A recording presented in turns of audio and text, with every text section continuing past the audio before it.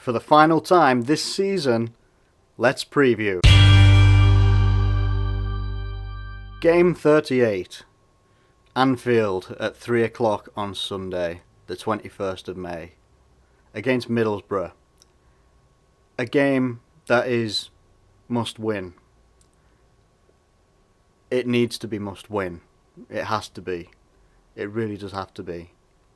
We've got Arsenal, who have done the miraculous lately, doing what they tend to always do when they know top four is about to become out of reach or is in jeopardy, and they come out and they just smash results, and that's what they've been doing.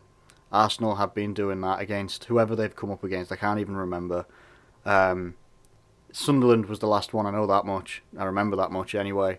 They've got Everton coming up, and hopefully Everton will be up for it and they can do us a favour, because we need one.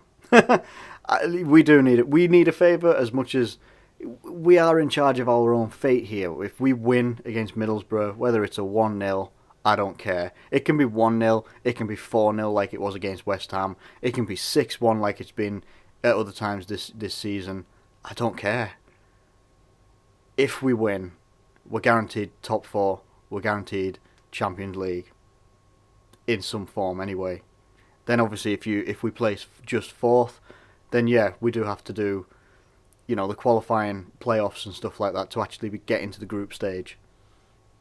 It'd be nicer to finish third, but right now I will take fourth. I'll take our position where we are right now. Really, really, really would.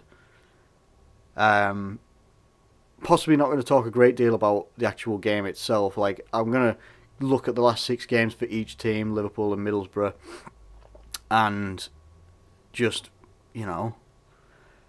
go. I want to talk about the importance of the game mainly, but we'll get into that in a little bit.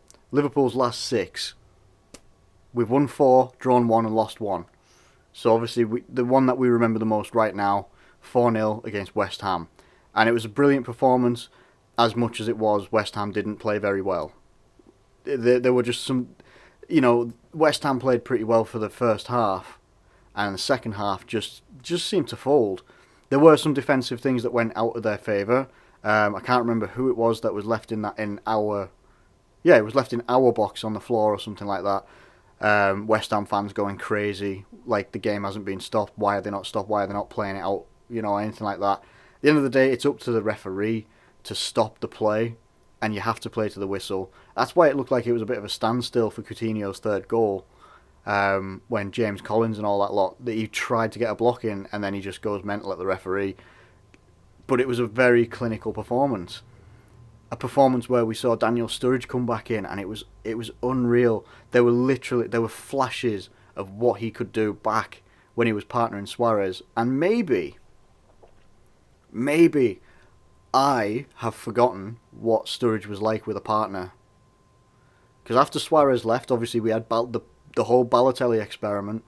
He never really got to partner Benteke a great deal, I don't think, and he's never really partnered Origi that much as far as I can remember. But Origi'd been in a bit of a bad form, bit in a bad place. Very, very isolated when he plays in that front three. But when we switched to the diamond, it literally just looked like you could have took that team and put it in the season of 2013-14, and it would not have looked out of place for how we played. We had some iffy moments defensively, but we still kept a clean sheet at the end of the day. We were very clinical going forward. Sturridge looked unbelievable, and I've got to give credit to the guy. I think it's his first start since January. First start in 4 months. Just over 4 months. He comes into the team. He's had a bit of a hard time of it off fans, and I think quite a few of us are guilty of that. I know I am, and I'll hold my hands up on that one. All I've ever wanted for Sturridge is to play like how we know that he can play, and it's been a few years since he's done that properly and consistent. We saw a lot of it at the end of last season, coming up to the Europa League final and stuff like that. We saw a lot of that, but to see it against West Ham, to see him come in a game I don't think any of us were looking forward to, because we know what West Ham are like. We hadn't won in 5 games against them previous. to come out and win like that, for Sturridge to lead the line with Origi how they did, for Coutinho to pull the strings how he does in that deeper role, absolutely unbelievable, fantastic. And it does give me a little bit of confidence, not too much because I don't want to be too confident, but it gives me a little bit of confidence coming up against Middlesbrough that we can actually get this result and solidify ourselves in the top four. This is coming across as probably a very serious video, but I've spoken to a couple of Liverpool fans who are like, yeah, it's going to be absolutely fine. I seem to be really nervous about Sunday because I don't entirely know why. I know that we can go and get that result. I also know that we can't. We've shown it in the past. There are times that we do slip up, and we've seen it recently. We have seen it recently. Crystal Palace sticks out like a sore thumb. It really, really does. And then you've got the Southampton game where we couldn't really do anything, and it was a 0-0. Now, we've got to look at Middlesbrough. Middlesbrough, in their last 6 games, have lost 4. They've won 1, which was against Sunderland, and they drew against Man City, which, not a bad result, really. They are already relegated. So they do have some dangerous players, though, in my opinion. Alvaro Negredo, if he ever hits form, which it seems, few and far between these days, but if he does, he can be a danger. He really, really can be. I think, is it Gaston Ramirez that they have? I think I might have that one wrong. He can be a pretty dangerous player. Was pretty good at Southampton back in the day before I think he got injured badly, and he was out for a long time. But the problem that has been with Middlesbrough, they haven't. I'm looking at actually these last 3, the last 6 games. And I'm looking at the goals that they've scored. Now, in only one of them did they score 2 goals, and that was against Man City in the draw. Every other one of them, it's either 1 goal or none. So that also goes in our favour a little bit as well, because if we can come out on the front foot like we did against West Ham, or like we eventually got into the groove of against West Ham at home, hopefully the crowd's going to be massively up for this last game of the season. And it's very rare, last game of the season these days, that we have something to play for. We don't. We haven't got a cup final coming up or anything like that, like Man United have with the Europa League and stuff. We don't have a cup final, and Arsenal and I think Chelsea as well. We don't have anything like that to play for, but this is huge for us. It's not a trophy.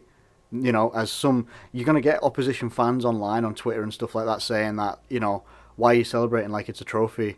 It's like, I'm not. The thing is, though, when we last won a trophy, or what I'll always remember when we won that cup final with Kenny Dalglish, and yeah, it was good, but I think we finished 8th that season, 7th or 8th, and I'm like, yeah, it's good, but you can't. We're not doing it in the league, so yeah, it's nice. It really is good to get some silverware and stuff like that, but where's the progression everywhere else? Right now, we are starting to show a little bit of progression by actually finishing higher up in the table than we did last year, with a chance to go into Europe's top competition. Which, obviously, I've said it for weeks and weeks, and preview after preview, saying that it's going to be a massive impact on what transfers we can get. Everybody knows that. You go into there's only a couple of teams that can drop out the top 4 and still get massive, massive targets. Man United are one of them. For some reason, they're still able to attract the likes of a Paul Pogba, whatever you think of him, and I've got my opinion of him as well.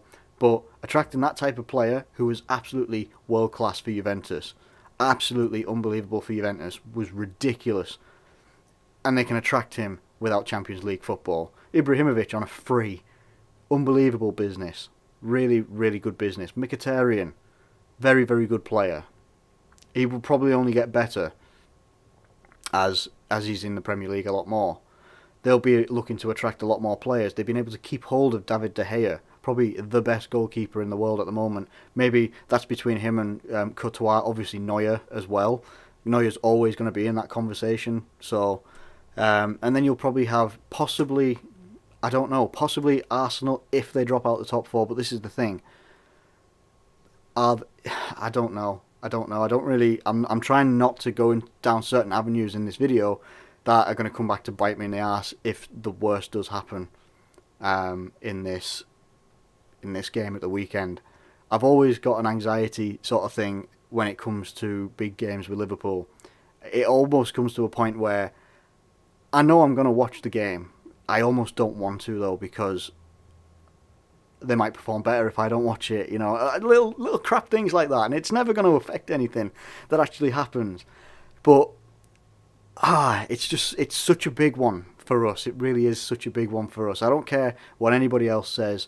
You know, any other opposition fans and stuff like that. You can say what you want, but this is huge for Liverpool and it's huge for Jurgen Klopp as well, because if he ends up finishing fifth this season and we have to go back into the Europa League, then you could probably say bye-bye to our league position improving next year, because we're back on the Thursday nights and Sunday nights, and I don't really know exactly what happens, but anybody that's in the Europa League and the Premier League does not seem to do very well league position wise.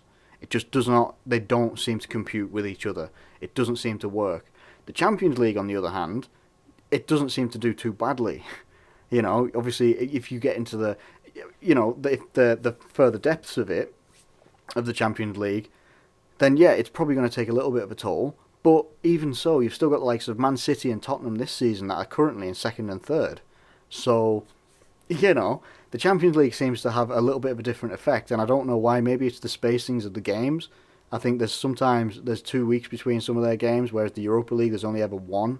So you're constantly on the go. I don't know what the answer is. In terms of this game, though, to swing it back to the game, sorry about that. To swing it back to the game itself, as far as I'm aware, I am recording this one on like Friday afternoon. Haven't had any. There's no team news at the moment, apart from he's going to do a late call on Roberto Firmino on whether he's going to be fit or not for the game. I don't see any reason why we would change, unless there's any injuries, why we would change the team that we put out last week.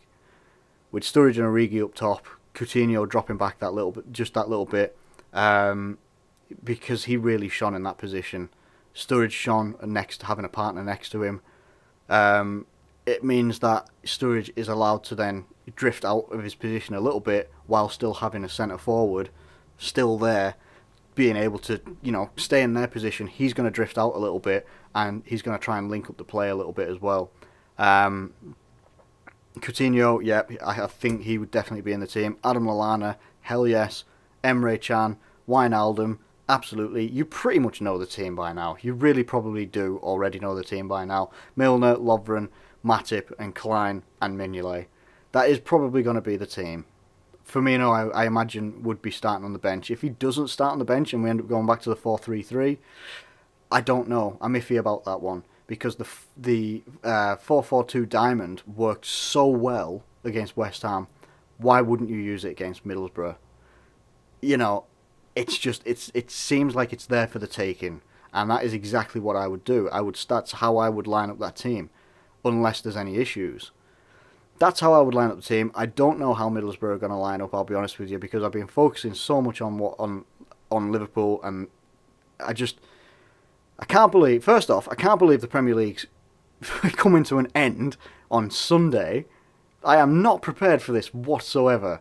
I should have been, but I'm not at all. Sorry about that, but I'm not prepared whatsoever that this is going to be the end of it. I'm going to do some videos for the Europa League final and the Champions League final as well, and then we're just kind of going to wing it from there and see what happens, because I didn't prepare for the end of the season. I was so focused on the fact that we could still get top four and we could still drop out of it. I didn't think to plan anything else. Anyway, what do you guys think this result's going to be? I'm predicting that Liverpool will get the victory. I don't know what scoreline. Our scorelines are so different all the time. In our last 6 overall, we've had 2-1s, 1-0s, and 4-0, and 0-0. It doesn't matter. It doesn't matter what I predict. Liverpool are going to probably come up with different ideas anyway, but I do think that Liverpool are going to get the win. And my God, do we need it? We really do need it. Not just as a fan base, but as a club, as a team, as a city. Obviously, I'm not based in Liverpool, but my entire family were from Liverpool. You know, you don't really hear it in you won't ever really hear it in my voice, but that's where we're from and proud to be from. You know, and it's so important. It really, really is so important, just to the progression of our team.